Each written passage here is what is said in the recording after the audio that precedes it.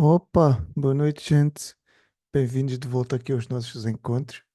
Depois de algum tempo off aqui com os encontros de System Design, estamos de volta novamente para discutir este assunto que interessa a todos nós. Devido aqui a alguns compromissos de alguns de nós, aqui nos últimos tempos foi um pouquinho complicado manter esta rotina, mas estamos aqui de volta para acabar de ler o livro e o nosso clube do livro. E hoje o tópico que nós vamos falar do Clube do Livro vai ser sobre sistema de monitoramento. E basicamente vamos falar sobre um tópico que é comum a todos nós: observabilidade, monitoramento, métricas, logs. No fundo, todos nós certamente ou já trabalhou como utilizador eh, desta solução, e que hoje em dia é, podemos dizer, obrigatório em qualquer sistema que nós acabamos por desenhar. E este acaba por ser o tema de hoje.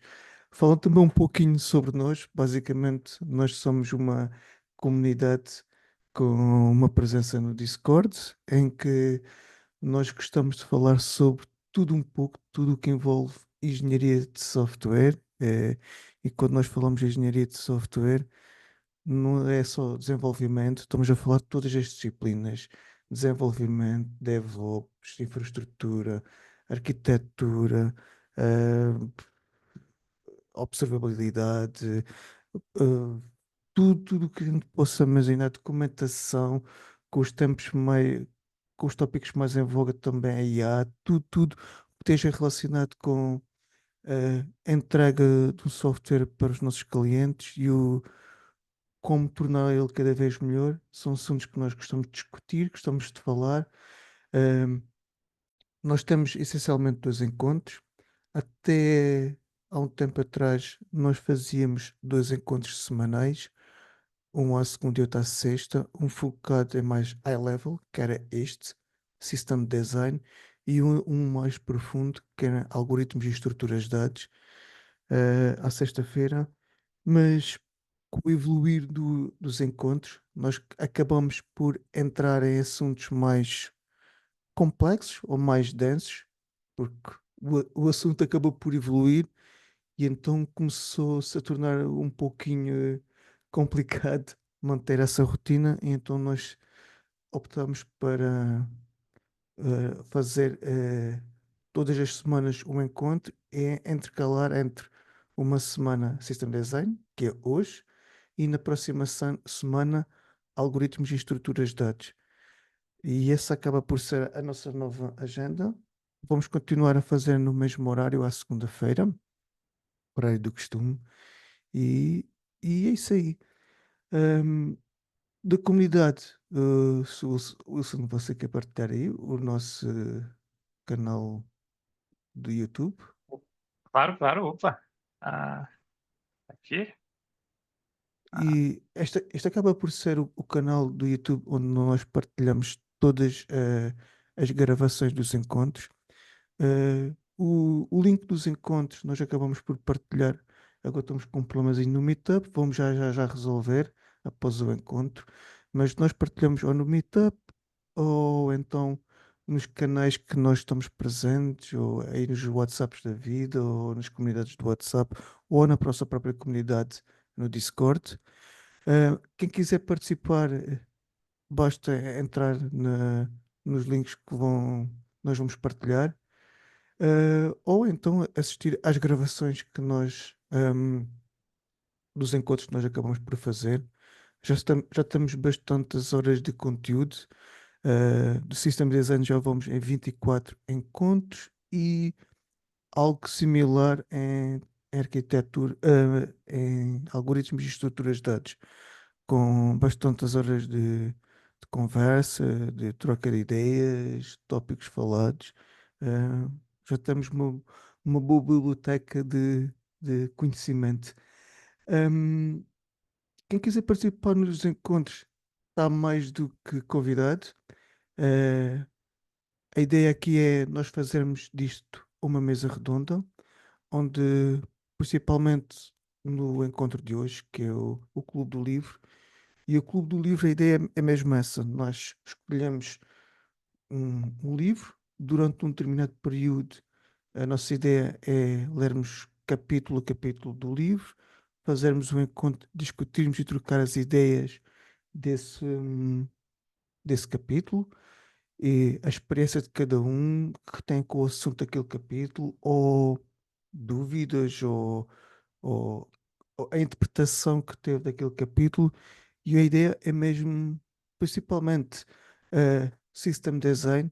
A ideia é mesmo ser uma mesa redonda, uma troca de ideias, de experiência e, no fundo, sairmos aqui e agregar mais com o que cada um sabe. E acho que, Wilson, da comunidade, acho que é isto. Você quer acrescentar mais alguma coisa? Opa, não, não, só reforçando aí o convite, né? Quem tiver também vendo eventualmente pelo YouTube o vídeo, né, que a gente deixa ali, o link da comunidade vai estar nos comentários, né? E fica aí o convite, né? Para quem quiser entrar e participar tanto da comunidade quanto dos encontros. Ah, Mas boa, boa. então bora lá. Bom, como você já trouxe, né, Nelson, nosso foco aqui hoje vai ser um sistema de métricas, né, e, na verdade, monitoramento de métricas e sistema de alerta, né? Na verdade, é o mesmo sistema, né, alerting. Normalmente a gente usa os dois juntos, né? Se as métricas começarem a ter um desvio ali muito grave ou alguma anomalia, a gente tem que trigar um alerta, né, para avisar alguma pessoa que esteja no local ou algum sistema automatizado para fazer um check. Alguns exemplos, né, de alguns carinhas que fazem isso, né? Datadog, New Relic, né? Esses carinhas mais carinhos. Aí a gente já tem uns caras Elastic, ELK Stack, né? Que na verdade é Elastic Stack agora, Grafana, Prometheus. O Prometheus aqui é interessante, porque a gente vai falar mais dele, né? Porque algo que eu ainda eu tinha esse feeling, mas eu ainda não sabia realmente. Mas o Prometheus, ele é um banco de dados, né? Ele é considerado um banco de dados, isso é bem legal, né? Eu achava que ele era, de fato, um sistema de métricas ali, não um banco de dados, mas ele é um banco de dados, isso é bem massa. Mas, bom, são alguns exemplos aí, né, do que a gente usa no dia a dia. Datadog, É, New Relic, Wilson, o Ramon. eu tenho uma pergunta em relação a essa parte aí, em relação ao CloudWatch da AWS, ele se encaixa aí ou ele é uma coisa mais geral ou algo do tipo? Esses daí são mais especializados. Eu acho Não, que encaixa sim. Acho que encaixa. encaixa totalmente. Sim. É o CloudWatch, né? CloudWatch, tem o Azure Application Insights, que é, enfim, Application Insights sabores. ou barra Application Monitoring, que acaba por ser Exato, tudo. exato. Só que isso acaba por ser as soluções cloud, no fundo. Mas Exato. totalmente. Ali talvez o Grafana, só para não se confundir com o Grafana Dashboard, talvez chamar Grafana Cloud, que aí é a solução completa. Eh, Também. Tá. porque o Prometheus, se calhar, aí é que acaba por me enviesar, porque o Prometheus é uma solução só para métricas. E talvez o Grafana até se faz valer do Grafana Cloud do Prometheus para a vertente ou pilar das métricas. Exato, exato, né? Total. Esses dois aqui, eles têm um asterisco, né? O Grafana, ele é mais dash, né? Ele é mais você ver, né? Enquanto o Prometheus, é bem focado em métricas, ele é um banco de dados, né? A gente foca mais esses caras são o exemplo do que a gente, assim, em high level, alguns exemplos de sistemas de monitoramento de métricas e que se É, integram ou que já tem o sistema de alerta, né? é por isso que se calhar aí quando falamos do Grafana, Wilson, podemos falar do Grafana Lab ou É, Grafana é, Cloud, que aí já é a solução sim, completa. exato, exato, exato. Aí já se encaixa melhor nesses outros, né? E o Prometheus, mais ou menos. Mas respondeu aí, Ramon? Mas justamente, Sim. você pensou certo. Boa, boa. Obrigado, gente. Imagina, cara. Bom, esses são alguns exemplos, né? E aí, esse livro do Byte Byte Go, ou, na verdade, os livros System Design Interview do Alex Shu, ou o blog Byte Byte Go, né? Eles trazem um frameworkzinho de, de entrevistas, né? Onde você tem os 4 steps, né? O primeiro step seria o step onde você pega um entendimento tanto do problema a ser resolvido quanto do escopo, né? O segundo step é onde você faz um desenho high level. O terceiro step é onde você, eventualmente, a pessoa que está né, te entrevistando, ela vai focar em alguns problemas específicos daquela arquitetura para fazer um deep dive, né? Então, ou você, né? E muitas vezes é melhor você ser proativo e já entrar no deep dive onde você domina, né? Porque você também consegue drivar a, a experiência de entrevista ali. E no final, o wrap-up, né? O wrap-up é só pegar os takeaways e fazer um resumão ali, e eventualmente responder alguma dúvida pessoal, né? O livro traz esse template, né? E ele sempre segue em cada capítulo esse template que a gente vai seguir, mas que isso muda de entrevista para entrevista. Tem entrevista que a galera só pula isso aqui, já vai para o deep dive, enfim, é o recrutador que vai drivar ali, né? Ah, Matheus, eu vejo que você está no dashboard aqui. Se você puder compartilhar no chat, com o pessoal também o Dash, para quem quiser entrar e, enfim, Beleza, eventualmente. agora. Valeu, valeu. Bom, então, seguindo esse templatezinho, a gente vai aí, então, para o primeiro passo, que é entender o problema, né? E aí, bom, a gente está aqui seguindo o livro, né? A gente não vai fazer meio que uma mock interview, a gente vai seguir o livro. Eventualmente, a gente pode fazer umas mock interviews depois, referente a algo parecido, mas, enfim.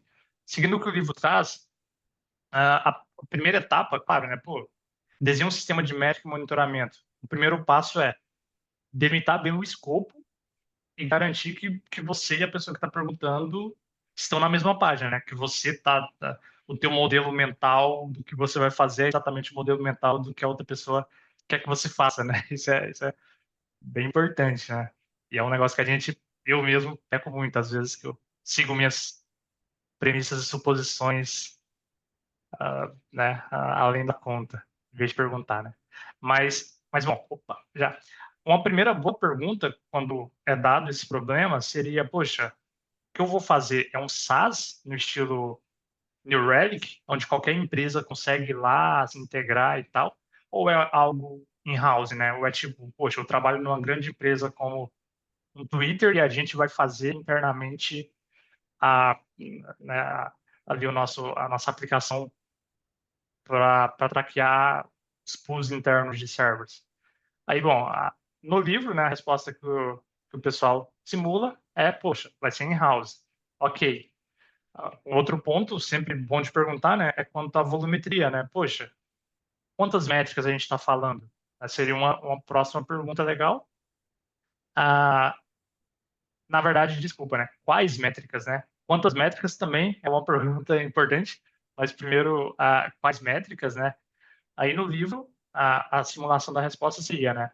Poxa, métricas do sistema operacional, CPU, memória, disco, requests por segundos, quantos servidores estão rodando, né? Essas são as perguntas que ele traz no livro. Bom, aí seguindo, né, com o primeiro step ele para entender bem os problemas, uma outra pergunta legal a ser feita é, poxa, qual que é a escala dessa infra, né? Ok, eu tenho que pegar isso aqui tudo, mas qual que é a escala dessa infra que a gente está falando, né? Bom, aí aqui o recrutador, a pessoa que está perguntando, né, trouxe que a escala dessa infra seria 100 milhões de daily active users, né, de usuários ativos diários.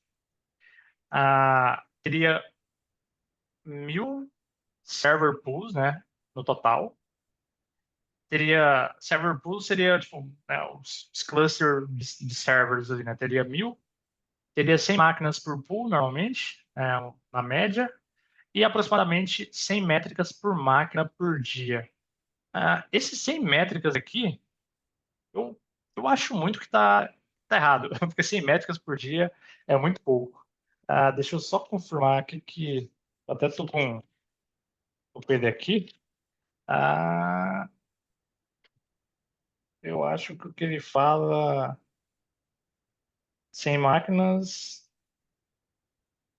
Na verdade, eu acho que ele não fala, né? Eu acho que eu que, Também Eu acho que é, ele não fala isso aí, não, é, viu? eu acho eu que É, viajei aqui, hein? é, Esquece. Aí, pô. ele diz que são 1000 server pools, né? Tá certo? 100 máquinas por pool ali e 100 métricas por máquina.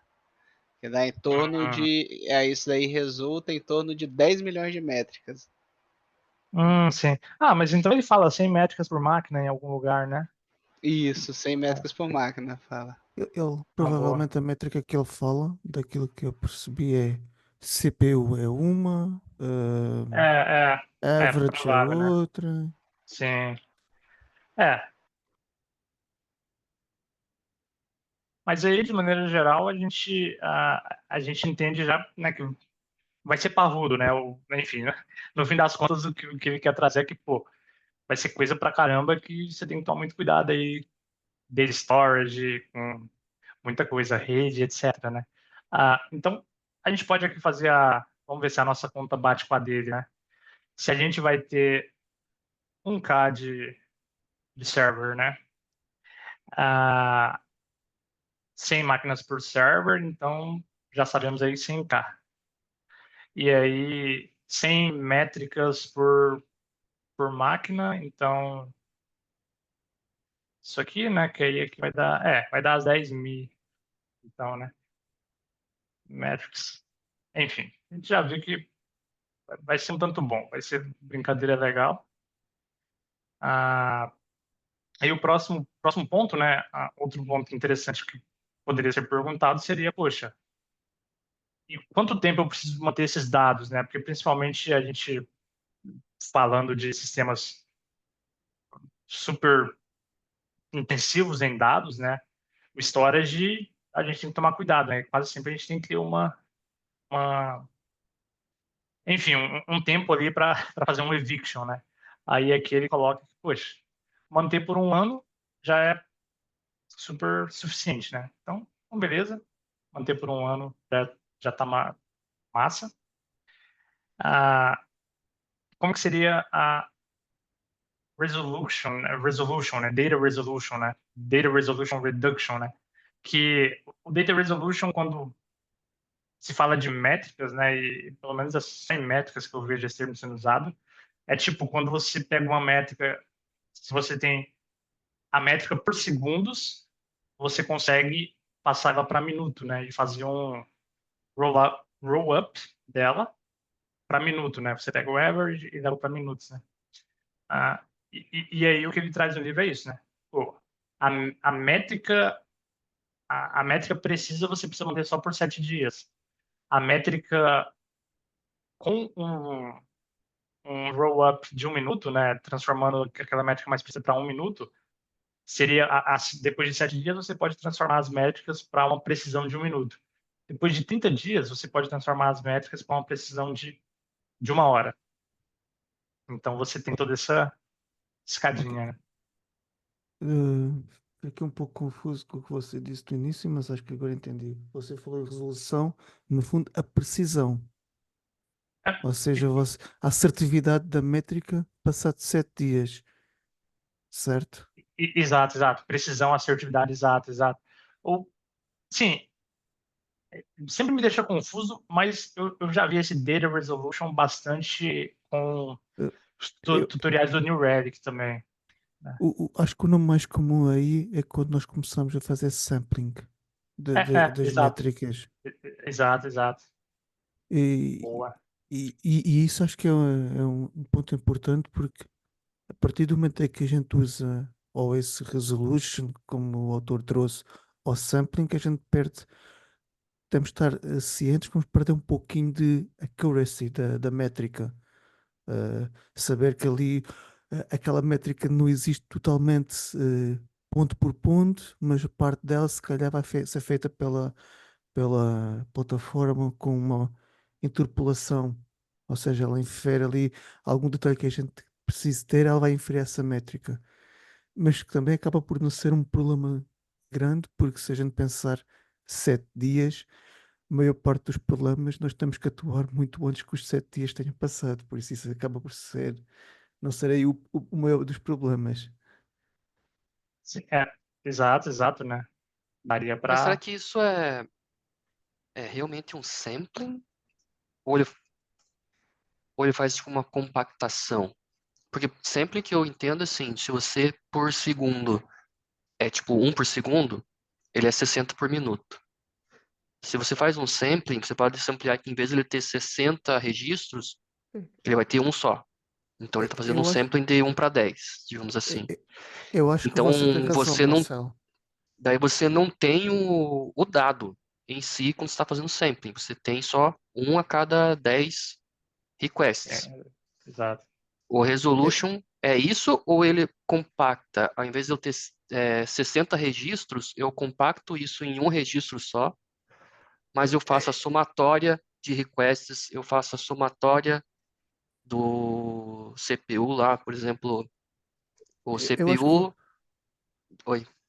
Eu acho que você, de certa forma, está certo, porque se a gente pensar em sampling, você está a fazer sampling no momento de consumir, no momento de registar na entrada. E o que você está a Uhum. trazer a compactação é, ok, eu tive, isso, e acho que você está totalmente certo, Marcelo, porque a partir do momento que nós falamos de sampling, eu nunca tive o dado Não. com o accuracy certo. Mas como falou aqui da resolução ou compactação, durante aqueles 7 dias ele teve lá totalmente o dado. Sem compactação. Passados os 7 dias é que você começou. O resultado passados os 7 dias acaba por ser quase o mesmo que o sampling. Mas você, durante um determinado período, teve a resolução certa ou a cadência certa de receber os dados de- das fontes, no fundo. Mas acho que isso é um Sim. Pois ponto é, mas daí eu não importante. sei se realmente há essa compactação ou ele deleta Ah, Aí acho no que é final. mais. Aí acho que isso Fala, depende mais pessoal. como é que configura. Opa, tudo bom, Beleza? Giovanni? Posso me Eh, intrometer? Cheguei atrasado, mas posso dar o pitaco? Pode? Opa, manda Por lá. favor. Pelo que eu entendi da resolução aí, aparentemente é literalmente fazer um agrupamento por minuto e depois agrupamento por hora para reduzir a quantidade de, literalmente, resolução que Sim. você tem, né? Então, por exemplo, se você está capturando as suas métricas a cada segundo, isso você vai ter que ter muitas métricas para você ter a resolução a nível de segundo, né? Ele falar que ele quer 1 minuto de resolução é você eliminar os 60 entradas que você tem, 1 por segundo, e deixa de ser só uma de 1 minuto. Ah, Aí passou tanto tempo, você faz o mesmo agrupamento, tipo um group by, por hora agora. Aí é só essa informação que você tem, né? Então, acredito eu que no momento existiu a informação numa granularidade bem pequena, e aí, conforme for passando o tempo, vai diminuindo essa granularidade, você vai ficando menos específico, mas você ainda mantém o dado por um tempo maior. Então, você ainda consegue acesso ao dado uma certa resolução. Até que, certo ponto, o dado é de fato descartado completamente, né?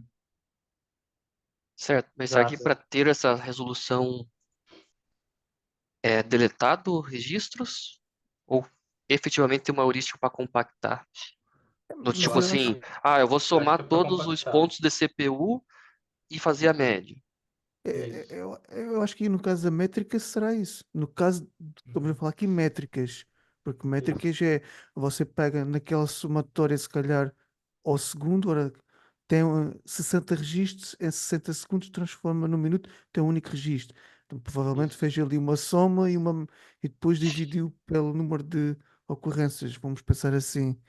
Uhum. Eh, no caso, por exemplo, estamos a falar de métricas, mas se estivéssemos a falar de logs, talvez a compactação fosse mesmo eliminar e houvesse a repetição de logs e condensasse, olha, este log repetisse 5 vezes, se fosse uma coisa assim desse género. Eu acho que depende de cada banco e da estratégia.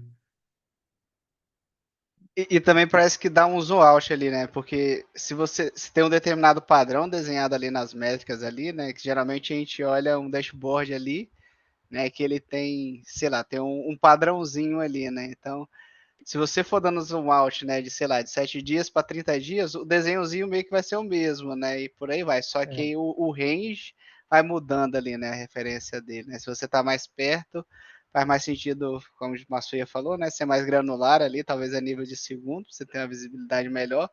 E se você for acima de 7 dias, talvez já não vai ficar tão ficar tão legível ali, né? Por isso que tem esse agrupamento aí, que faz essa média aí, mas que no final das contas a representação é a mesma ali, né? Se você for olhar ali, né? Você vai dando só um zoom e você vai deixando de ser mais granular para menos granular ali e vai embora, né? Acho que talvez a ideia seja essa aí. E acho que é o que o Marcelo falou, acaba que você vai, de certa forma, compactar a informação, juntar ela de se for segundos para minuto, 1 para 60, praticamente. Exato. Sim. Exato. Porque Esse é meu entendimento também, né? E aí acaba que você, entre aspas, perde, né? A acurácia, mas ao mesmo tempo, o caso do Jules porque é se muito calhar, usado. vamos pensar, nos 7 dias, provavelmente, isto penso se calhar alinha-se um pouco com o SLA, o tempo de resposta que você tem que dar resolução ao problema que tem em mãos. Eh, Talvez 7 dias seja o tempo expectável para resolver qualquer problema ou analisar qualquer problema que tenha na plataforma. Passados esses 7 dias, o importante ali é mais estatística, observar comportamentos. E observar comportamentos, o comportamento, esse compactar é mais do que suficiente, porque nós nunca observamos comportamentos com muito detalhe. É mais de uma visão hum, mais high level. Exato, né? Exato, exato. E é o que no livro ele até traz, né? Que no Facebook, né? Eles fizeram um estudo e 80% das métricas que eram puxadas era dos últimos 2 dias e pouco, né?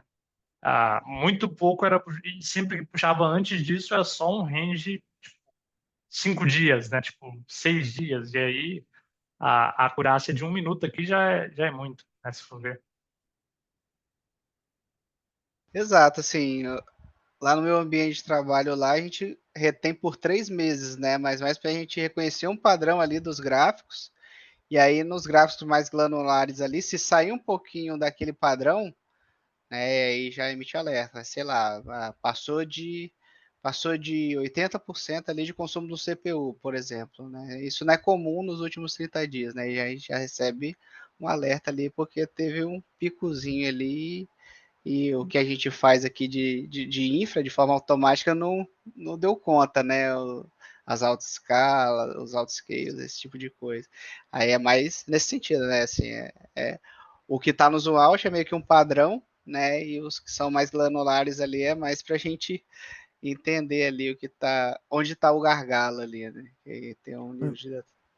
Mas, Mateus, Tá. de acordo com o que você disse, a retenção, você retém por 3 meses. Isso alinha-se com o ponto anterior, que é por quanto tempo é que você mantém o dado, não com a resolução. Porque uma coisa é o quanto tempo é que você o mantém, outra coisa é a resolução que você tem dele. Não, exato, a gente mantém, né? Mas a gente mantém, mas a gente também usa, né, esses dados, né? A gente não só mantém, são as duas coisas, né? Tem a retenção e usa também para a gente ter esse zoom out ali, né? Dentro do nosso gráfico ali, né? A gente acha que 3 meses ali, depende do contexto ali, né? Mas tem contexto que até 3 meses ali, porque são coisas que não acontecem com muita frequência, né? E se for um serviço que já tem bastante requisição, vai diminuindo, né? Um mês, né? Depende do contexto ali, né? Mas via de regra a gente retém ali por 3 meses e aí os times têm a liberdade de usar os 3 meses ou menos, depende, né? Assim, tem a opção, né? O Grafana ele dá essa flexibilidade ali. Sim. Não, massa, massa. Acho até que a gente vai tocar um pouco no Grafana mais tarde, um pouco aqui também, né? Mas show. Mas tem esses dois pontos, né?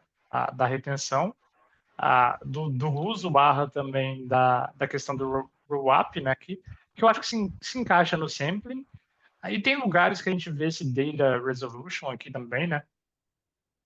Mas de maneira geral ficou em 7 dias, mantém a acurácia, passou de 7 dias, faz o roll-up para 1 minuto de resolution, né? Ou sampling, etc. E passou de 30 dias, faz o roll-up para 1 hora, porque aí, né, se você procura para trás de 30 dias, igual você colocou, mas mesmo que você vai procurar na média móvel para entender desvios, você não precisa de cada minuto, né? Você vai pegar a média móvel baseado em horas de uso ali, né? Algo assim. Bom, isso é massa. E, bom, qual que é os canais de alerta suportados, né? Como a gente está falando de um sistema que também envolve um pouco de alerta, os canais de alerta suportados, no livro ali ele traz, né? E-mail, a phone, PagerDuty e webhooks, né? O PagerDuty eu acho que é tipo o Opsgenie, né? É o Opsgenie da... Isso. Beleza. Não é só para... show? Então são esses aqui os sistemas ali onde eventualmente alertas configurados têm que trigar. Bom, coletar logs também, né? No livro ele traz que não é necessário trabalhar com logs por enquanto. E a gente vai trabalhar com tracing distribuído. O livro também ele traz que não, né? Ele já facilita a nossa vida aqui um pouquinho, porque senão ia ficar meio inviável, né, desenhar isso. Menos o encontro. Aí, Exato. aí eu tenho uma pergunta aí, não sei se mais para frente vai falar sobre esse ponto, assim, de como que a gente vai coletar essas métricas aí, né? Como que a gente vai, nesse caso aqui, no caso aqui, é a gente que vai construir, né, esse sistema de métricas, né? Como que essa Deixamos o coleta é Nelson, feita? Matheus. Né? Exato. Aí eu tenho uma dúvida ali, né, em relação a isso, né? Como que a gente vai enviar ali, né? Qual vai ser a Opa. forma de coleta ali nesse. Então, Se vai ser um existem... push, né? É, Exato. é um, Existem algumas é um, maneiras. é um tópico só para isso. Exato. Exato. Bom, então, dado aí o nosso escopo, né, a gente entendeu o problema, delimitou um escopo ali, né, garantiu que a gente está com a mesma ideia de que a gente está perguntando, pedindo, a gente parte para os requirements de high level, né. Deixa eu... bom, na real, esse aqui é só um summarize ali do que a gente falou no outro, né. Depois de toda essa conversa, né, pergunta vai, resposta vem, a gente chegou no nosso final aqui, que é 100 milhões de usuários ativos diariamente, né? Um total de 10 milhões de métricas por dia, né? 1 ano de data retention. As políticas de data retention seria 7 dias retenção total, acima de 7 dias data resolution para 1 minuto, acima de 30 dias data resolution para 1 hora. As métricas que vão ser monitoradas, né? Vão ser métricas de CPU, a contagem de requests, o uso de memória, contagem de mensagens. Contagem de mensagens aqui, eu acho que eu copiei alguma coisa errada. É Acho verdade. que é isso Contagem mesmo. de É isso mensagens. mesmo. Verdade. Boa. Enfim, seriam essas, né? Os nossos non-functional requirements seriam, pelo que a gente viu, com certeza escalabilidade, né? Porque, pô, vai ser um parque gigante com 1.000 server pools, com 1.100 máquinas em cada um, uma tonelada de métricas chegando, então escalabilidade é super importante. Latência baixa, né? Bom, a gente, principalmente na recepção e na comunicação ali entre os servidores que estão recebendo as métricas, né? E também, claro, né? Ninguém quer esperar 20 minutos lá no query, né? Então, latência baixa na query também, mas mais crítico é recebimento dos dados. E também na query também, né? A parte de alerta tem que ser super latência baixa também para conseguir pegar quanto antes qualquer desvio, né? Bom, nossa confiabilidade aí, né? Tem que as coisas têm que estar funcionando, né, sempre. A flexibilidade, né, no livro é legal que até que ele traz algo que tipo é super contemporâneo, digamos assim, né, que é as coisas mudam, né? Tipo, o protocolo de como manda métricas muda, um monte de coisa muda, né? Tinha alguns protocolos que a gente vai falar, tem alguns protocolos que a gente vai falar, agora tem hotel, enfim, bastante coisa. Ah, perceptivelmente, esse é um cara que vai ser write heavy, né? Tipo, a gente vai, diferente de outros sistemas mais triviais, a gente vai ter muito mais escrita do que leitura, né? Vai ter uma tonelada de escrita e algumas queries sendo executadas, né? Só que, ao mesmo tempo, essas leituras elas vão ser, né, meio picos e um pouquinho pesadas, né? Porque você vai ter tonelada de dados ali e a sua busca vai ser uma busca em cima de uma tonelada de dados, né? Ao mesmo tempo que, para que as queries de alerta rodarem, enfim, vão rodar em sequência ali, né? Tentando pegar qualquer sinal de desvio, algo assim. Então a gente tem esses non-functional requirements. E o que está fora de escopo, que a gente entendeu, logs e tracing distribuído, a gente não precisa falar sobre, né? Esses caras estão fora do escopo. Bom, até aqui, vocês estão ok? Tem algum ponto aí, algum highlight, alguma coisa para falar desses dois? Nosso primeiro step? Ali no Data Resolution, o sampling, pode tirar ele dali, né? Acho que não, a gente tá fazendo sampling. Ou assume, ou chamou de sampling, a diminuição da Eu, resolução. eu acho que o que o Marcelo trouxe faz todo o sentido. Sampling seria quando a gente nunca teve o dado. Boa. Eu dei uma chat GPTada rapidinho aqui Nossa, e novo verbo. Googlada e agora já. é assim, é, não tem um jeito só de fazer, né? Essa resolution. Você pode ou compactar ou deletar, depende da estratégia. Então, se for ver, é um tipo de sampling, né? Só que no pós, em vez de ser no antes, né? Então, não é de todo errado, digamos assim. É, mas eu acho interessante se calhar não misturar, porque quando eu trouxe o termo sampling, normalmente eu falo nele, ele é feito na própria aplicação, aqui não estamos a falar de aplicação, ou então é mediators, como sei lá, o Open Collector, o Open Telemetry Collector, alguma coisa assim do género. Ou seja, como disse antes, o dado nunca chega sequer ao banco. Isso. Boa. Tem isso também, né? Então, boa, então bora para nossa proposta de alto nível, e aí tem bastante coisa. No Deep Dive ainda vai ter mais, né?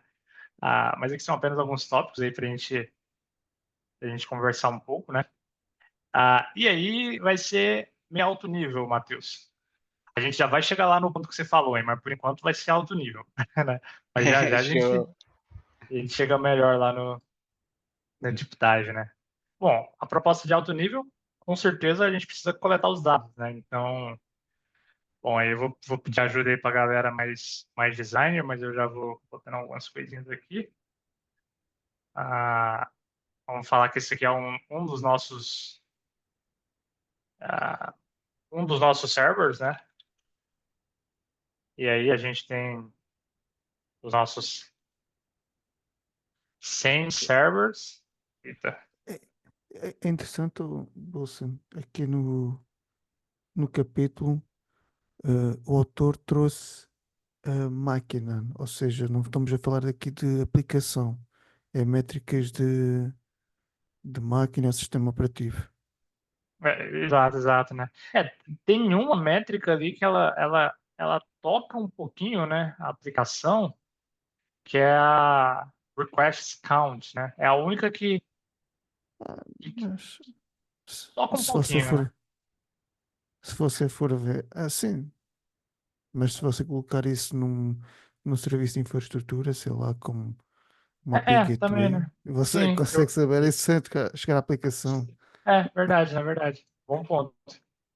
Real, não havia pensado nesse ponto. Mas ah, como é que eu faço um quadradinho aqui por volta?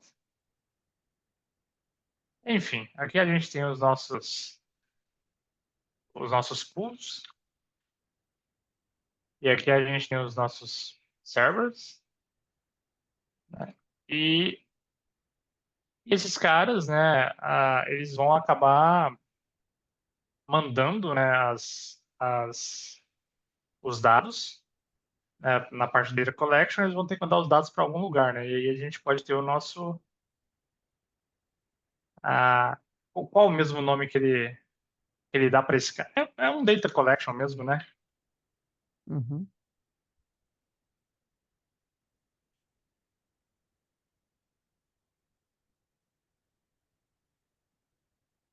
Esses caras.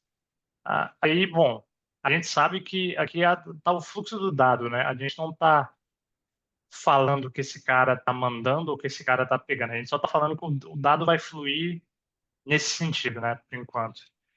Esse cara aqui seria o nosso data collection.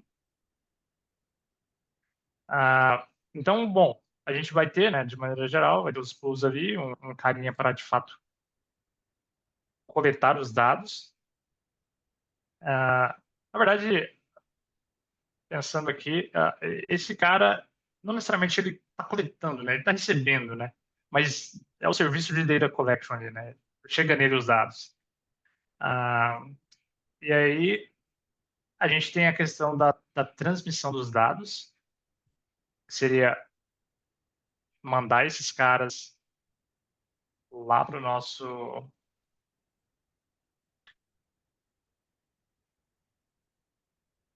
Bom, me corrijam aí, eu não me lembro bem se o design que o livro traz necessariamente esse. Tá ótimo. Mas aí, bom, vai chegar. Ei, sem vergonha aqui, não conectou. Aí, boa, aí o dado vai chegar, e aí a gente vai ter um data storage aqui, esse é o nosso banco de dados.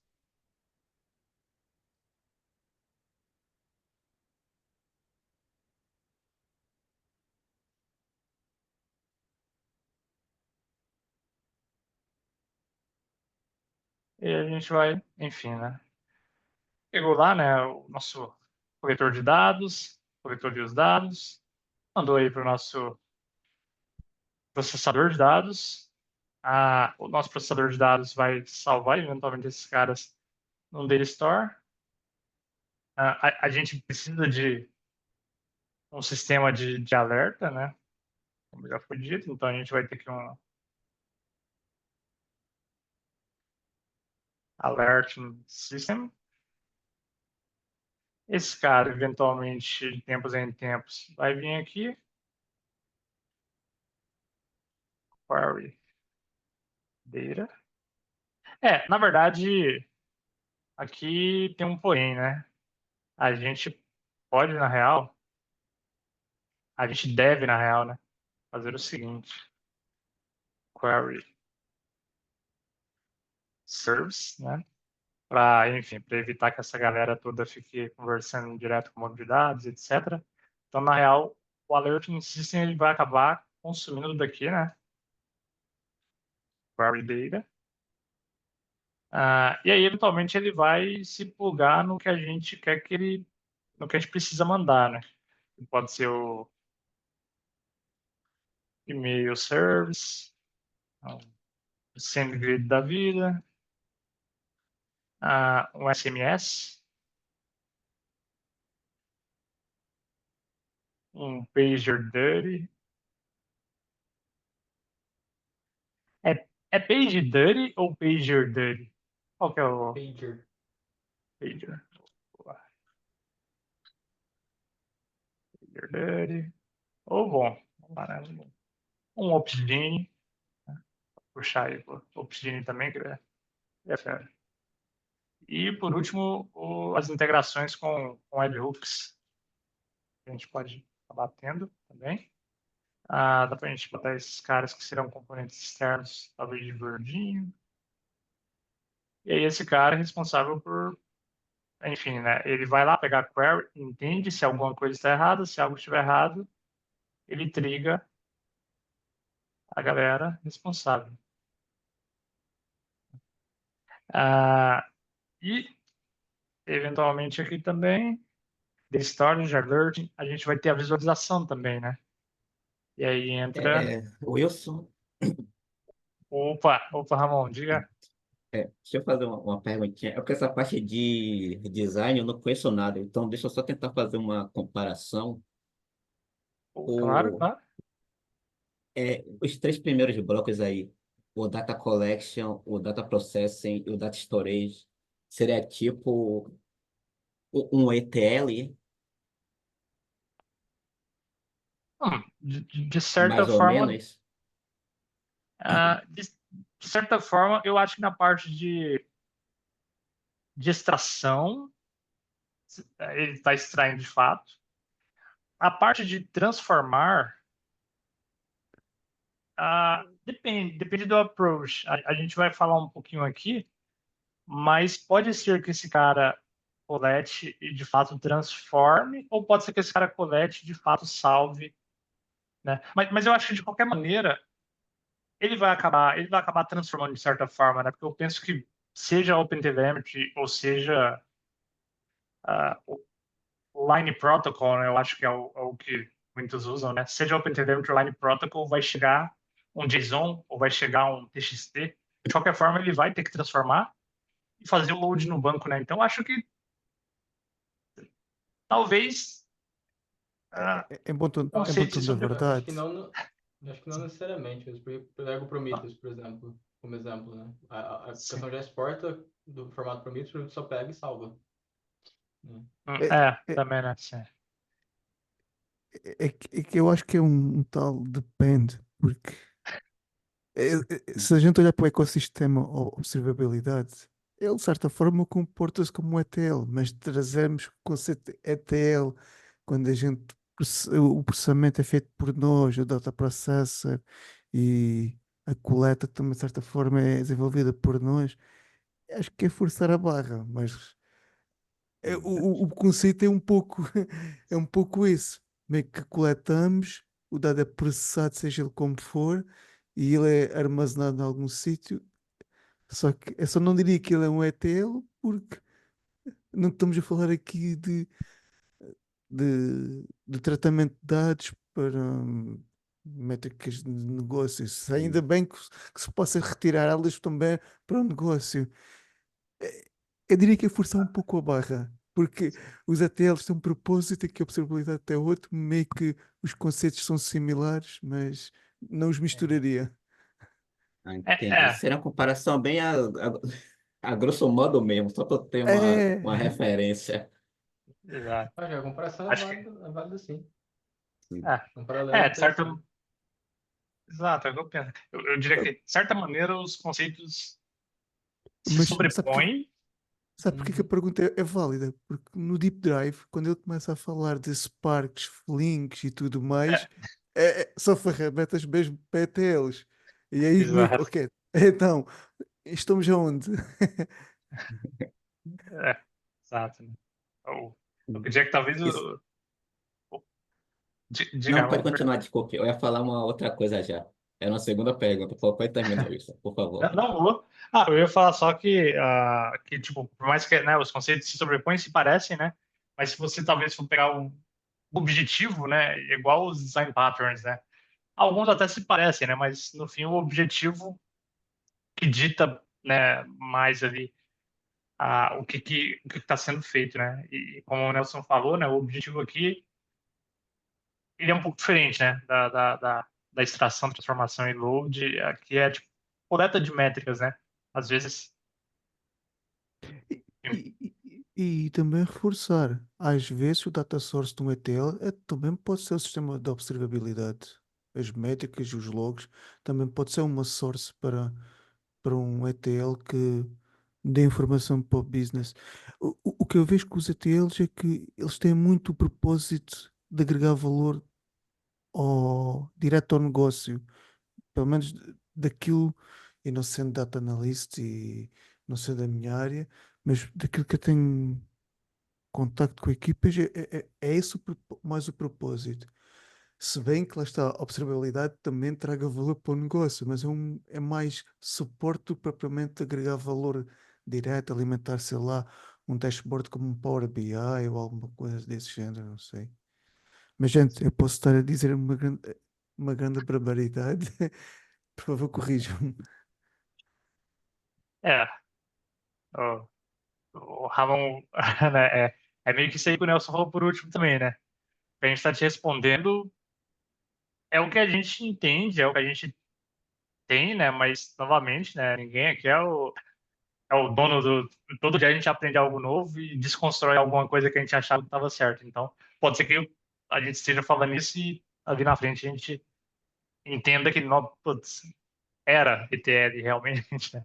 Então, mas, enfim, é o que a gente falou. Eu Ah, acredito. não. Sim.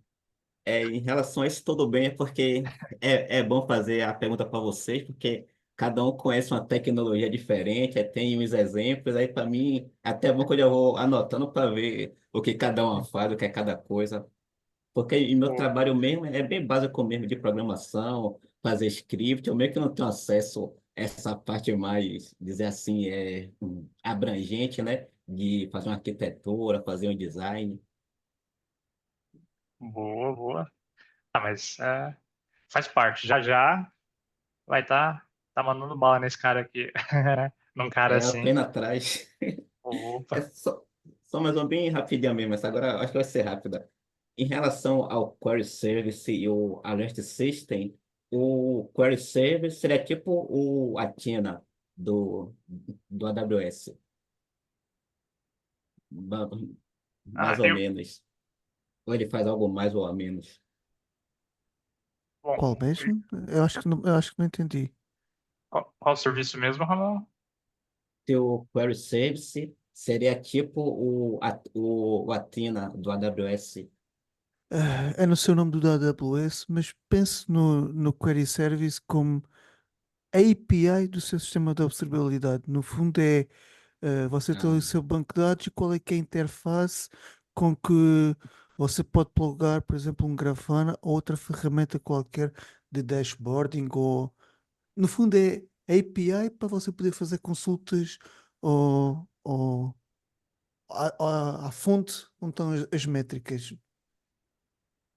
É, ah, eu acho que exato. você meio que respondeu a minha segunda pergunta, então. Que é perguntar se o Alert System seria aquele padrão de observador, ou observer. Então é meio que isso, não é? Mais uma vez, aí depende.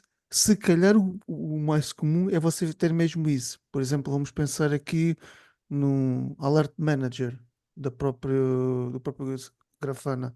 O que ele provavelmente está a fazer é coletar x tempo, fazer lá uma query, verifica o padrão e meio que faz um disparar de uma mensagem. Mas isso não quer dizer Hum. que o próprio. E mais uma vez, Ramon, depende do approach que a gente usar. Você pode ter um banco de dados que ele, a cada alteração, faz um push de uma informação. Vamos pensar, por exemplo, imagine que você usasse como se chama o da AWS, o Dynamo. DynamoDB. Exatamente, o DynamoDB. O DynamoDB tem a capacidade, quando você armazena um dado, ele meio que faz push de uma informação ou notifica outro sistema. E você, se calhar, podia ter o seu sistema de alerting. Imagino que o seu banco de dados fosse o DynamoDB, porque você desenhou assim.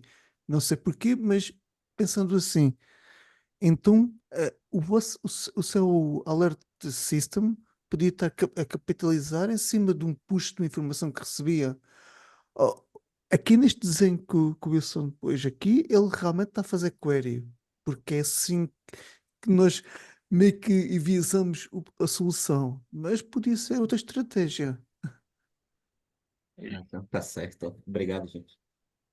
Imagina, imagina. E exato o que você falou, né, Nelson? É que a gente, talvez a gente enviesou até porque o livro traz algo nesse sentido. Talvez se a gente fosse desenhar, seria um pouco diferente. Na real, se cada um de nós aqui fosse desenhar, seria, né, 11 designs diferentes, porque cada um tem certos, enfim, poderia alguns serem bem parecidos, né, seguindo certas coisas, mas, enfim, poderia que tem N maneiras, né? No fim é isso. E, E e só acrescentando uma coisa, Wilson, só para trazer como ideia que nenhuma está certa, nenhuma está errada. Meio que pode parecer que um sistema de alerting, fazer query, que não é a tempo real, mas isso também não é propriamente um grande problema. Porque se nós pensarmos que e vamos pensar em métrica, o momento da coleta, o momento de gerir essa métrica, transformar em dado no banco de dados, o momento de fazer uma média, provavelmente, de transformar dados raw até dados contáveis, que é a métrica em si, até a consulta, você na verdade nunca vai ter um sistema 100% real. Ele dificilmente vai ser.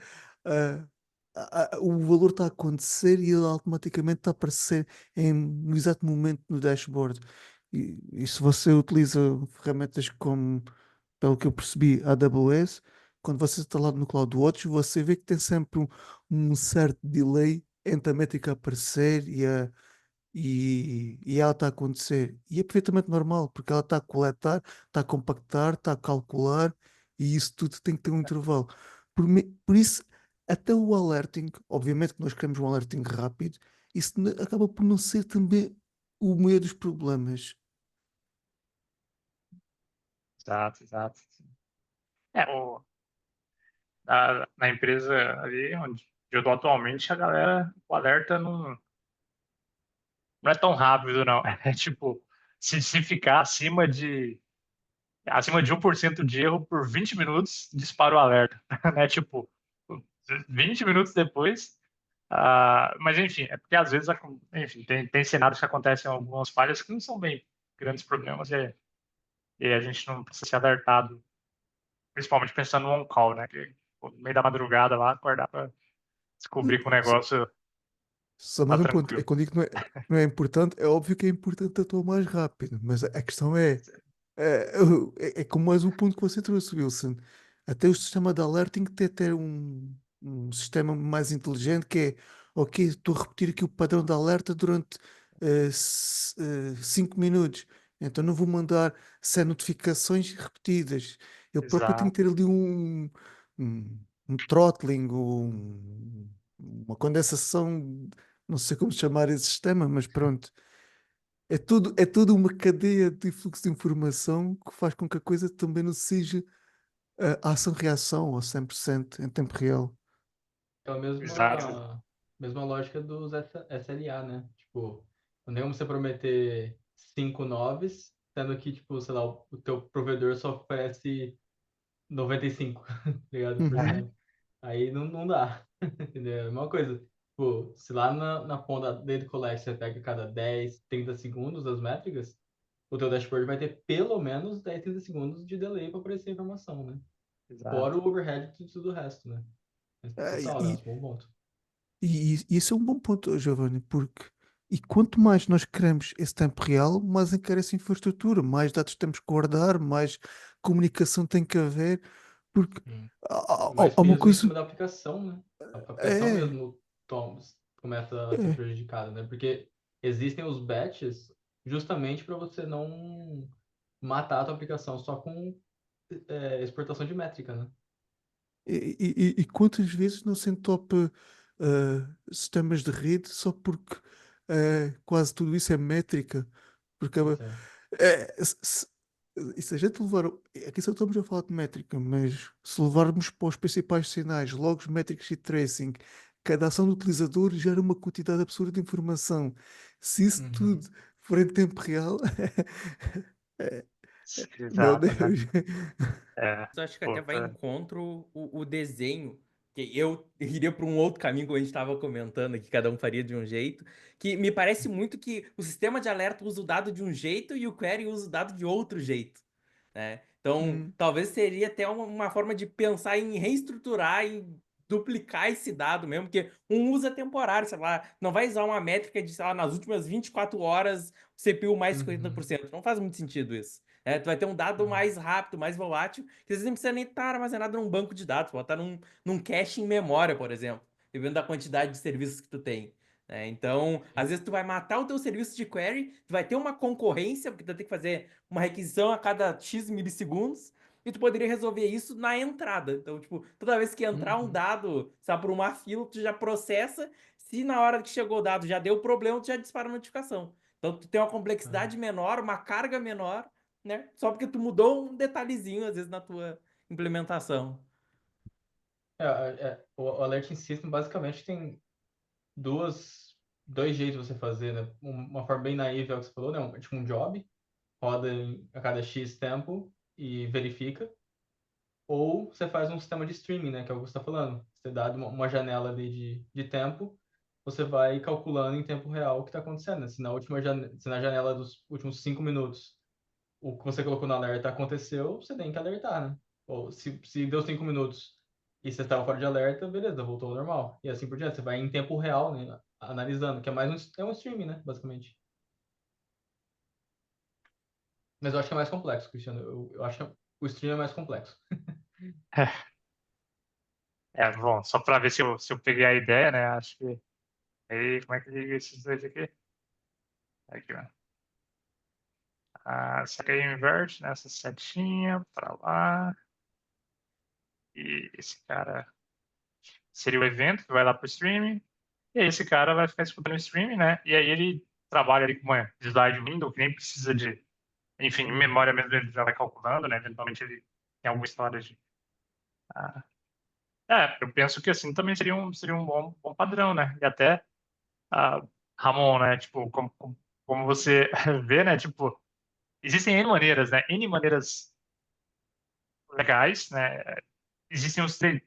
O negócio é sempre o trade-off, né? Tipo, poxa, aqui eu tirei o gargalo ali do carry system, porém, como o Giovanni colocou, eu trouxe uma certa complexidade, mas talvez isso vai se pagar, né? Talvez a equipe, né, ou por algum motivo, a galera não queira, mas pô, massa, Só massa. é mais complexo porque tem mais Entendi, elementos, sim. né? Tem mais componente envolvido, né? Mas não é que é ruim, tem mais coisas para Sim, tomar sim, conta. no fim também, esse cara que na hora que a gente foi esmiuçar vai ficar complexo também, né? Quase tudo, no fim das contas, vai ficar complexo, né? Tipo, tem como. Falou na escala dos milhões ali por minuto, por hora, é complexo, é inerente. Mas, bom, mas show. Ah, Entendi, sim. Obrigado, gente. não, Boa, boa. imagina, né? Imagina. Penso que então a gente chegou aqui num ponto, né? A gente tem aqui dois designs concorrentes ao mesmo tempo, mas só para a gente exemplificar, daqui a pouco a gente opta por um e segue. Mas, bom, eu acho que teria mais aqui visualização, modelo das métricas, né? Line Protocol, Data Storage, High Level. Pô, era aqui que era para eu ter entrado no desenho, né? Já fui desenhando desde o início. Mas, bom, aqui a gente pode, antes de seguir para esses carinhas aqui, na verdade, acho que a gente pode já seguir aqui, depois a gente volta aqui e fala novamente cada componente, qual ser o foco, né? Mas, bom, trazendo esse carinha aqui, um modelo legal ali para as métricas, né, que é colocado no livro e, enfim, que a gente pode chegar também, é que seria, tipo, ter o nome da métrica, né, sei lá, CPU, memory usage, CPU load, alguma coisa assim. Sempre tem labels, né, pelo menos os últimos que eu trabalhei ali, que era App Size, Datadog, New Relic, sempre bastante label para você conseguir usar, fazer os agrupamentos. timestamp, com certeza, né? Parte importante. E um valor, né? A métrica, ela sempre vai ter um valor ali, timestamp, os labels, né? E o nome, né, dela. Esse aqui seria uma proposta que o livro traz, né, de Data Model. Algo interessante que o livro toca também é a questão do Line Protocol, né? E Line Protocol, pelo que eu vi, eu não conhecia, mas pelo que eu vi enquanto eu li o livro, pelo que eu procurei, é um padrão amplamente utilizado na indústria, né? Eu acho que talvez com os avanços do OpenTelemetry, talvez esse cara caia um pouco o uso, mas pelo que eu entendi é um padrão muito usado, né, por APMs, né, por sistemas de monitoramento de métricas em geral, que você manda os logs não, né, as métricas como uma linha, né, e aí, eventualmente você pode mandar várias linhas, né, ao mesmo tempo, mas cada linha representa uma métrica e essa linha ela segue mais ou menos o padrão de primeiro vem a métrica, aí depois da métrica vem as tags, né, que quase sempre é chave, dois pontos valor. Depois vem os fields, que são os campos dessa métrica.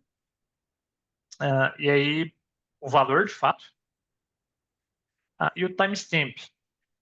No livro, ele traz um pouquinho diferente, o que me leva a crer que tem certas diferenças, porque no livro ele põe o valor por último, o timestamp antes. Mas, bom, eu acho que o Giovanni mandou aqui no, né, o Line Protocol, que é esse cara, isso, né?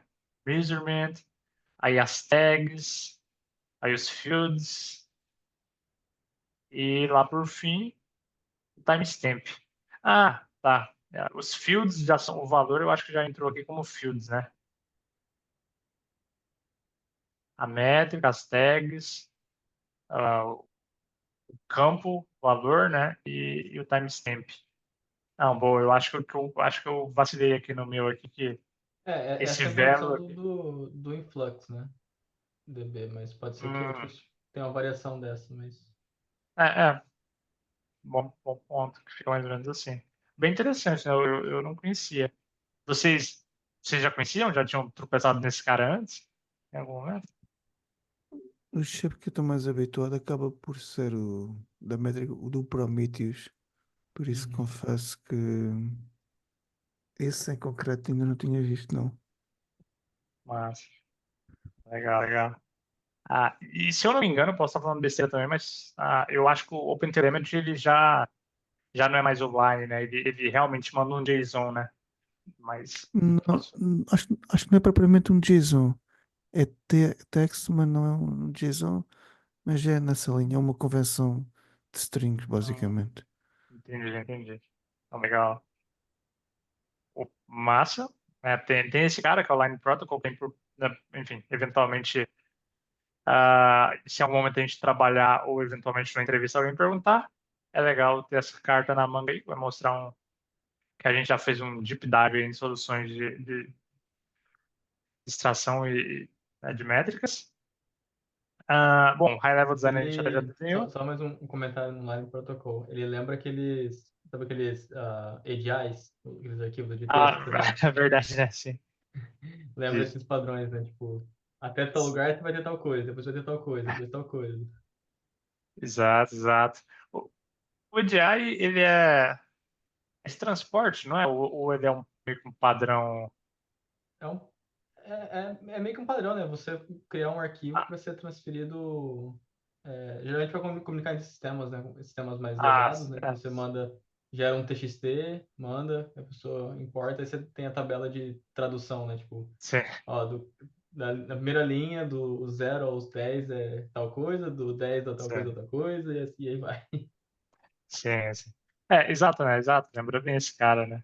Eu falei dessa forma porque eu me lembro bastante de AI na parte de logística, né? Eu acho que banco, Sim. mas você falou, né? Banco, De AI é meio que. banco tem também. Sim. Já é o padrão, né? É o Sim. padrão. Mas também só para fixar o Line Protocol, você pode pensar nele também como um CSV de coluna dinâmica. Exato, né? E é bem Só fazendo um interessante, né? paralelo para fixar o protocolo. Sim, verdade. E é muito interessante, né? Como que, pô, foi bem pensado aqui, né? Pô, no fim dá para você botar quase tudo, né? Tipo, field value aqui, timestamp, Exato. vai que Isso aí é vai. um NoSQL quase um NoSQL, né? Que você coloca qualquer coisa em qualquer linha, né? Exato. Seguindo ali um padrão. É, eu acho que a ideia com esse padrão aí é, tendo em conta que o dado também é muito previsível de como vai ser composto, Aham. para reduzir o máximo da verbosidade de Ex- injeções, chavetas e tudo mais. Exato. Que lembrando que é aquele detalhe, né, que a gente falou agora há pouco, ele congestiona a rede, né? Então ele tem que ser o mais Sim, lean possível, Compacto. né? exato, exato. Então, boa. Bom, e o Data Storage aqui, que é uma das partes mais interessantes da nossa carinha. Bom, no livro ele traz bastante, né, falando do SQL, que se fosse uma solução de pequeno porte, assim, o SQL ele não é tão ideal para esse tipo, né, de use case, mas uma solução de pequeno porte até daria para pensar no SQL, né? Mas nessa escala complica, né? E aí ele traz algumas coisas de por que complica, né? Ah, um ponto seria, né, a quantidade de labels, né? E fazer o index por labels, né? Porque num banco relacional, né? Enfim, um banco relacional SQL de maneira geral, né? Se a gente coloca os indexes, sempre que você salva, ele vai ter que calcular o index e aí isso acaba sendo um pequeno, ah, né, um pequeno esforço extra para a gravação e no fim aqui a gente vai ter gravação muito, muito pesada, né? Então acabaria que seria um problema esses índices, tanto das métricas quanto dos labels, né? Para o tanto de escrita que a gente pretende ter. Também a questão de como a gente vai ter muita consulta de janelas de tempo e verificação e agregação por janela de tempo, o SQL ele também não é tão legal, tanto na questão de queries, quanto né, a sintaxe dele é feita para uma outra pegada, e a manutenção disso sobre o tempo, né, vai acabar complicando as coisas. Né? Ah, e que ele até viria a ser interessante se fosse pequeno porte e tivesse um extremo esforço ali para fazer um tuning legal. Então, enfim, né, o que o livro traz e algo que é bom a gente sempre pensar é que, poxa, esse talvez não é um caso de uso para um SQL. Né? E o que vocês acham? Vocês têm algum ponto que vocês concordam, discordam ou gostariam de Eu acho que acrescentar? os labels, para mim, é o que já mata o banco de dados SQL, né? Porque você vai acabar tendo que ter o limite. Você não vai poder falar, ou você vai ter 3 labels, vai ter 5, você vai ter 7, ou, né? Porque você não vai ficar criando. Assim, você pode começar a repetir as coisas, né? Mas, não sei, me parece o SQL já não dá certo de cara, sabe? Exa- Não, Exato, não exato. parece um bom fit para isso.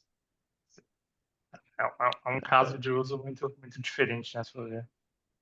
Eu acho que é isso que você falou, Wilson, porque o ciclo acaba por. Os no ciclo têm essa. Para manter os dados consistentes, demanda muito do momento da escrita. Tudo bem que aqui a gente se calhar não tinha relacionamento ou alguma coisa do género, mas só a taxa de atualização dos índices acabava por ser. Não é que ela não tenha que ser feita num time series, mas as estratégias são outras. E isso que você estava a falar também das consultas, por exemplo, que é janelas móveis. Até o próprio autor traz o exemplo de uma query que era preciso fazer com SQL e a diferença para as sintaxes que são feitas normalmente com bancos de dados time series, são mais projetadas para esse tipo de operação. E isso meio que inviabiliza logo. Exato, exato, né? No livro ele demonstra ali, eu não sei se acho que a gente pode mostrar, né, só a imagem ali, mas acho que a gente vai tocar mais no deep dive, né? Mas a diferença é muito grande, né, de você ver o SQL tentando trabalhar com janela de tempo e um banco, enfim, é o que a gente vai chegar no fim aqui, né? time series DBs, né? Como que ele trabalha, né? Muito mais fluido e muito mais manutenível, É né? que, Não sei se é. é que os nossos ciclos, os ciclos são feitos, eu vou forçar aqui muita barra e eles permitem o quê? Relacionar os dados de muitas dimensões para muitas dimensões, mas depois também essas consultas de temporais com range de datas e tudo mais, não é propriamente a melhor coisa que é feita dentro de um SQL. E isto não é tirando de valor ao SQL, porque ele é feito, faz muita coisa boa. Só que tendo em conta que não é preciso haver essa relação de múltiplas dimensões de tudo que um ciclo nos dá, e ainda bem que sim. En- Então há ferramentas como as bases de dados Time Series que fazem isso sem dúvida muito melhor. E tem aquele trade-off. Opa, Ah, foi mal. E também tem aquele trade-off tradicional, né, do teorema CAP ali, né, assim, da consistência, né? A gente não precisa de ter todas essas informações aí. Se perder uma ou outra ali, tudo bem, né? Por conta do volume das informações ali, né? Então, eu acho que Exato, né? nesse ponto aí, talvez é bem interessante ali, que eu gosto do teorema CAP ali, porque ele é bem objetivo, né?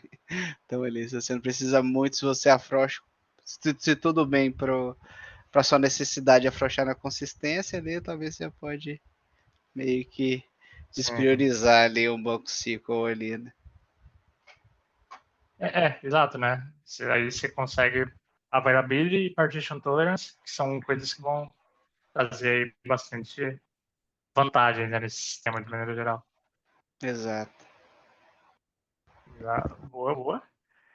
Bom, aí também tem o Cassandra e Big Table, né?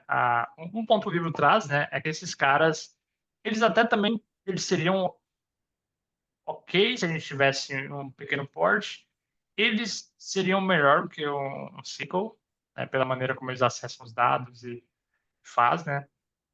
Mas ainda assim, para essa escala de fluxo de entrada que a gente está falando aqui, esses caras ainda virariam um gargalo, né? Ou pelo menos você precisaria de muito, muito mais poder de processamento para fazer um desses caras funcionar do que um time series que já é feito para o use case que a gente está vendo, né?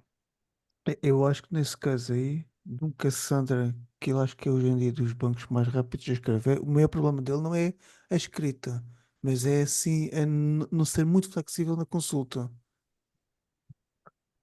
Ou seja, a consulta temporal e aqui eu posso, mais uma vez, posso estar a comer bola. Eu acho que o meu problema dele seria a versatilidade na consulta temporal. Eu acho que seria o maior calcanhar daqueles deles, porque realmente a escrita dele é absurda. É, sim, sim. Eu penso O, isso também, né? Que Cass... seria as queries, né? A flexibilidade de query. o Cassandra, ele é. Alguém sabe assim quais são é as colunar, né? aplicações dele? Acho que é isso que o Giovanni falou. Qual é as aplicações dele? Aplicações reais, assim. É se calhar dar use cases. Você tem o Discord graças ao Cassandra. Pense em dados que você sabe, consegue projetar muito bem a consulta.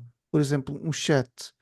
Você sabe que se calhar procura ali talvez por utilizador ou por sala e depois quer a mensagem. Ou você sabe muito bem aquilo que quer consultar, consegue projetar bastante bem a query.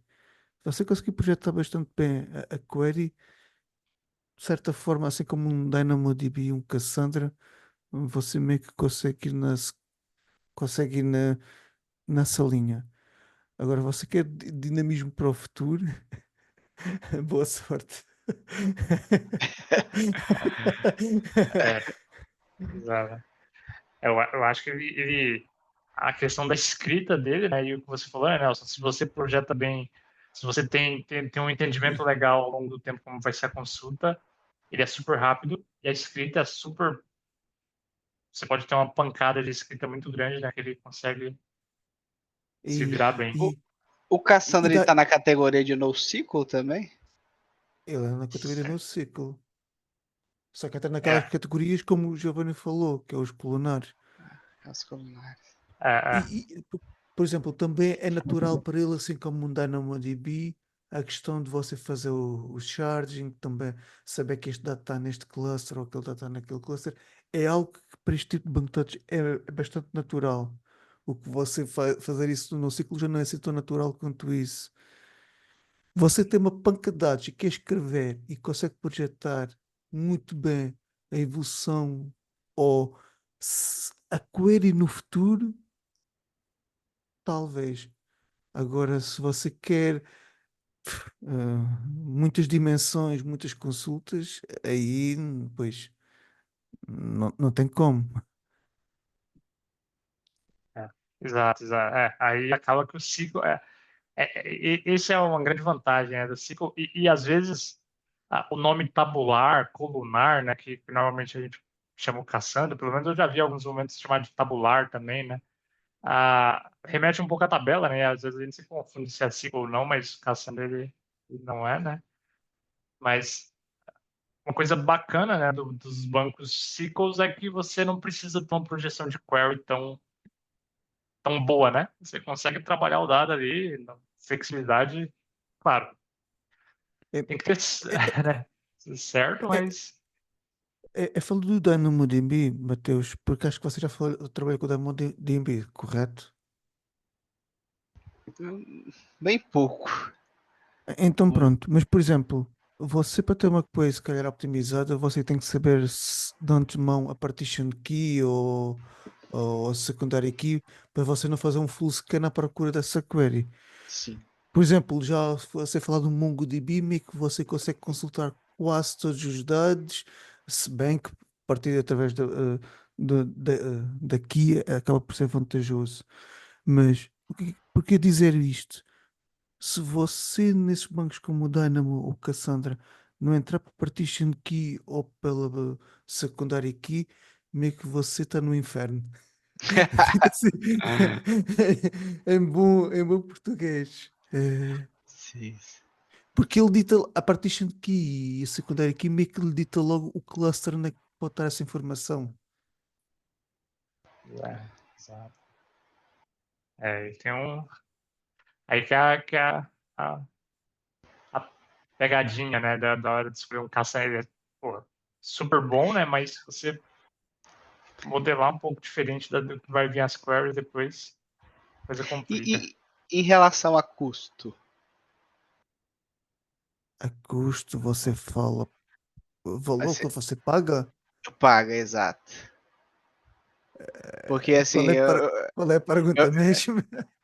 porque assim, eu penso no seguinte, né? Assim, sei lá, a gente tá discutindo aqui para construir a solução, né? Se estivesse construindo mesmo de fato ela aqui, né? E colocasse o Cassandra como uma das opções ali, né? E você tem esse risco aí de você errar algumas estratégias aí e acabar não sendo tão boas assim. E tem outros bancos no NoSQL também que podem ser escolhidos ali também, né? Assim, aí seria mais nesse sentido assim, né? De que sei lá, o É, MongoDB.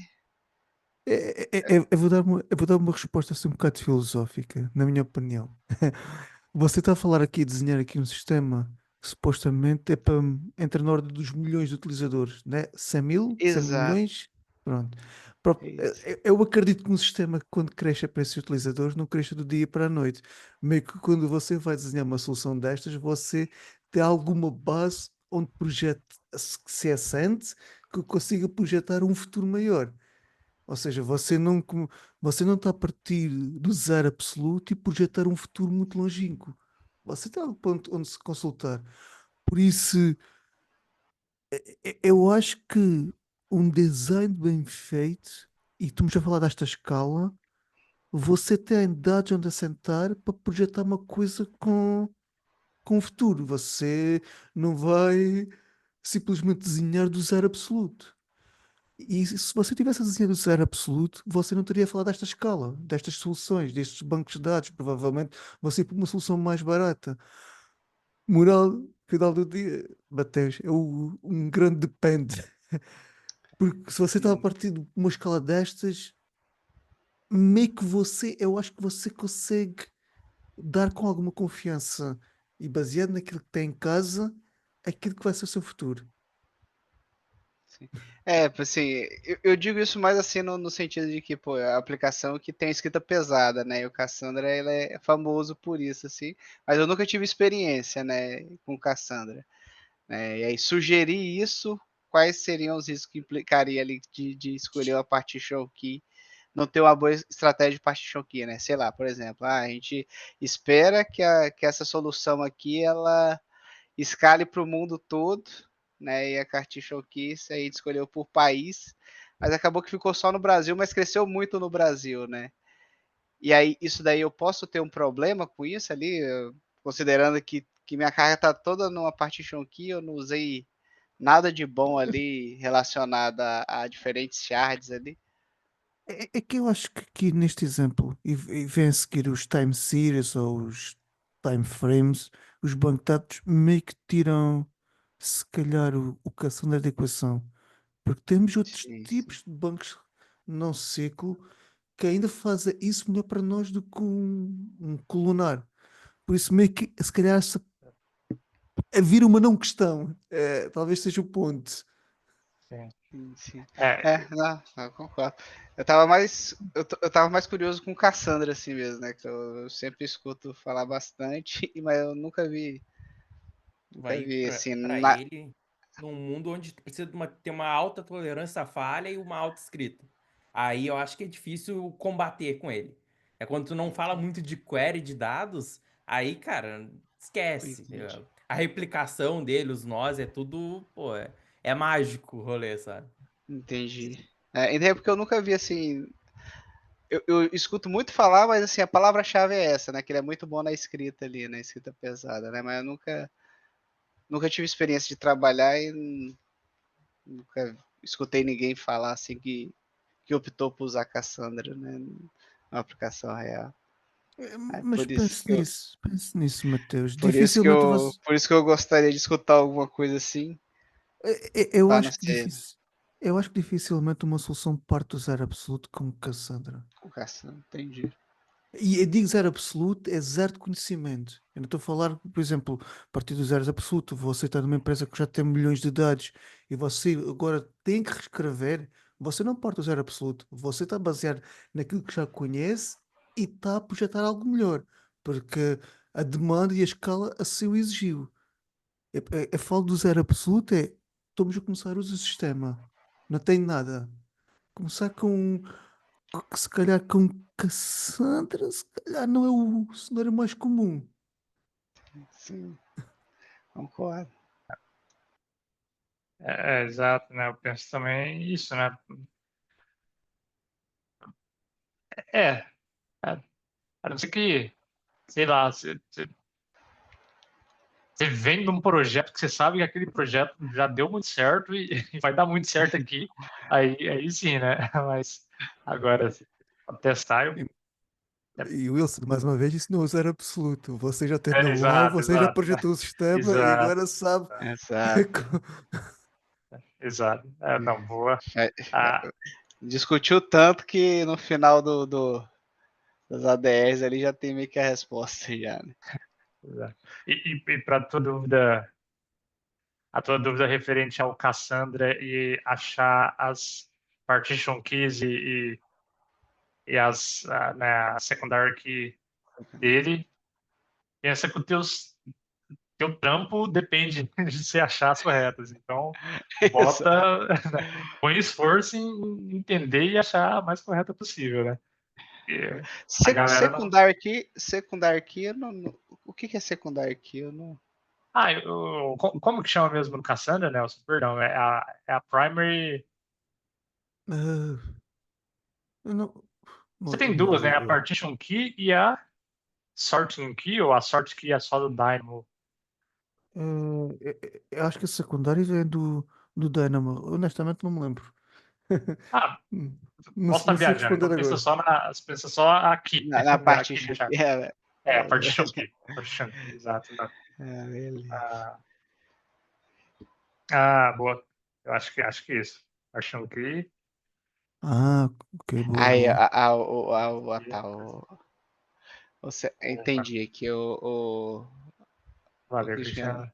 que ele já mandou, mas é o que você falou, é o que você falou mesmo, Wilson. É, Faz sentido. exato, né? Isso aí você. Composite partition aqui. Sim. O máximo, depois eu vou dar uma lida ali. Mas é maneiro. Mas aí também, como o Nelson colocou, né? Tipo, como a gente tem bancos de dados específicos para os casos de uso, com certeza um banco de dados específico para time series vai performar melhor do que um Cassandra. Então, no fim das contas, vai ficar mais barato, porque vai precisar menos, enfim, menos máquina, né? Acaba que pelo menos, né, a tendência é que fique mais barato, né? Boa. Exato. Aí, bom, ali no Time Series Databases que o livro traz, a gente tem o OpenTSB, né? Acho que é TSDB, mas enfim, tem o OpenTSB, MetricsDB, Influx, que é o que o Giovanni compartilhou ali agora há pouco. E ele traz o Prometheus aqui, né? Que foi praticamente uma surpresa para mim, que eu realmente não via ele como um banco, né? Achei interessante. E o Influx, por exemplo, ele traz um exemplo ali que um Influx com 8 cores, 8 GB de RAM, consegue aguentar 250 mil escritas por segundo, né? E 25 queries por segundo, né? Pra gente já ver que realmente esse cara é focado em escrita, né? 25 queries por segundo frente a 250 mil writes por segundo. Pô, é um tanto de coisa, hein? Pensou? A aplicação tá dando bom. Mas boa. E, enfim, aí um grande takeaway aí que pelo menos eu tive desse capítulo de maneira geral é essa questão do time series, né? Porque às vezes tipo, a empresa de onde eu trabalho, na verdade a gente usa o Mixpanel, né? E o Mixpanel é bem famoso, alguns de vocês devem usar também, eu já ter visto.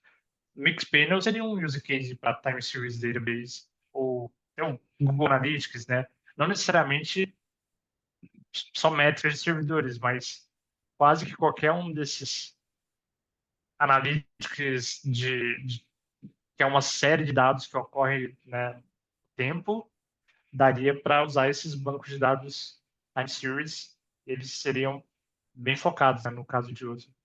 Resolveriam super bem.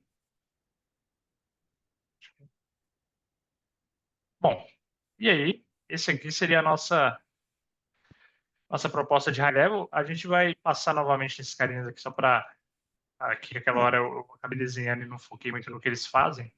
Bom, mas diga lá, Nelson. Nelson, a gente já está quase com 2 horas. Antes de você entrar no próximo capítulo, você não acha que é uma altura boa para a gente fragmentar o encontro e dar uma continuidade no próximo encontro? Senão vai longe. Sim. Não, eu acho que total. O próximo seria o Deep Dive, né? A gente fica por aqui já, né? Eu acho que só dar uma repassada então no que a gente chegou aqui para falar, tipo, porque eu acho que aquela hora eu acabei desenhando e a gente não falou tanto o que cada cara aqui seria responsável, né? Ou faria, né? A gente falou bem por cima, né? O Data Collection aqui a gente vai dar uma formulada melhor no próximo step, ele que é o Deep Dive, né? Mas em tese ele seria o cara que ele recebe os dados dessa galera, né? E aí eu poderia ter ele aqui, ou poderia não ter, né? Tá? Às vezes ele fica mais lá pro lado do servidor, às vezes ele pode ser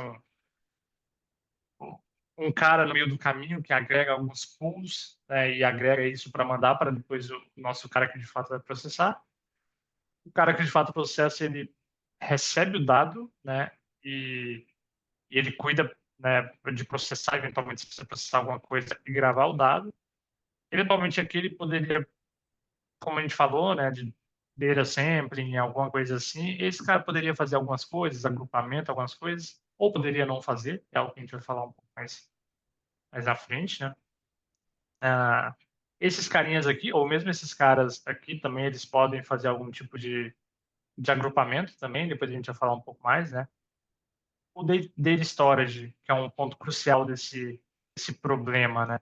a gente chegou no time series, que é um dos pontos principais, né, de todo esse design, que eu acho que mesmo que o design estivesse correto, mas a escolha do banco fosse, sei lá, um ciclo da vida, enfim, a gente estaria deixando nosso design fadado. Aqui tem a ideia também que o Cristiano trouxe, né, que seria enquanto a gente está recebendo os dados, a gente vai lançando os eventos. Esses eventos que a gente vai lançando podem já ir sendo consumidos pelo nosso alerting system, que vai estar plugado ali, e esse cara vai entendendo em tempo real as métricas e não precisaria dessa query aqui. Né? Ou o outro design, né, que é o que o livro traz, o nosso alerting system, que é o sistema responsável por fazer a deduplicação de alertas, ou entender quando alertar, configurar os alertas, né, fazer toda essa parte de alerting. Ele poderia ou consumir de streaming ou eventualmente consumir de um serviço de query. A gente já fala um pouco mais de serviço de query, mas esse cara, consumindo de algum lugar, consumindo dado e entendendo quando alertar, quando não alertar, ele se integra com serviços de terceiro para fazer, de fato, os alertas, né, enviar os alertas. Nosso query system aqui, a gente pode pensar nele como uma abstração para não plugar muita coisa no banco, esse cara não ir direto no banco, etc. Né? A gente vai falar um pouco, porque também é um ponto de discussão, que a gente poderia falar, poxa, mas por que não, né, vir direto? Ou mesmo aqui, né, se a gente tomasse esse approach, por que não vir aqui, né? Esse é um ponto para a gente discutir. Mas o query, de maneira geral, seria uma abstração, ele poderia trabalhar com algum tipo de cacheamento, algum tipo de pós-processamento, coisas assim.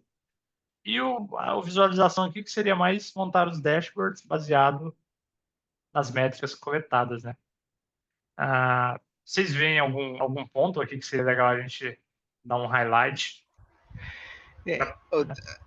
Talvez um risco que eu vejo ali no processamento de nessa divisão ali do alerta com o streaming em relação à visualização de dados, né? Porque, por exemplo, se lá for mais rápido do que a visualização de dados, vai emitir o alerta, só que a gente não vai ter visibilidade ali, né? De identificar ali o que está acontecendo ali, né? Curiosamente, Matheus, o CloudWatch faz exatamente isso. Quando você recebe um alerta que um alarme disparou, se você correr no mesmo segundo e olhar as métricas, não está lá ainda. Não está lá. Exato. Demora um tempinho para poder, de fato, aparecer na visualização, sabe?